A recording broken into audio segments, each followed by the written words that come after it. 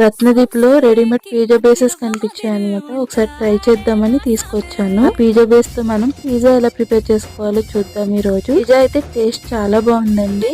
మనం బయట కొనుక్కుని తింటే టేస్ట్ ఎలా ఉంటుందో సేమ్ అదే టేస్ట్ ఉందన్నమాట. ఆ బేస్ తో పిజ్జా ఎలా ప్రిపేర్ చేసుకోవాలో చూసేద్దాము. దానికోసం పిజ్జా బేస్ ఒకటి తీసుకుని దానిపైన పిజ్జా సాస్ ఉంటుంది కదా, అది అప్లై చేసుకోవాలి. అది అప్లై చేసుకున్న తర్వాత నేను కొంచెం చీజ్ వేసుకుంటున్నాను అనమాట. ఎందుకంటే వెజిటేబుల్స్ అన్ని కూడా స్టిక్ అవడానికి. చీజ్ వేసుకుని నేనైతే ఆనియన్స్, క్యాప్సికమ్ అలానే స్వీట్ కార్న్ తీసుకున్నాను. వెజిటేబుల్స్ అయితే మీకు నచ్చిన వెజిటేబుల్స్ మీరు వేసుకోండి. నేనైతే ఈ స్వీట్ కార్న్, క్యాప్సికమ్, ఆనియన్స్ దానిపైన తర్వాత కొంచెం ఎక్కువ చీజ్ వేసుకున్నాను అనమాట. వేసుకుని దానిపైన కొంచెం టమాటో సాస్ అనేది స్ప్రింకిల్ చేసినట్టు వేసుకున్నాను. ఇలా అన్ని వేసుకున్న తర్వాత ఒక 20 మినిట్స్ పాటు ప్రీ హీటెడ్ ఓవెన్ లో పిజ్జాని బేక్ చేసుకుంటే పిజ్జా రెడీ అవుతుంది. దానిపైన రెడ్ చిల్లీ ఫ్లేక్స్ అనేవి స్ప్రింకిల్ చేసుకుని సర్వ్ చేసుకోవడమే. మరిన్ని రెసిపీస్ కోసం మన ఛానల్ ని సబ్స్క్రైబ్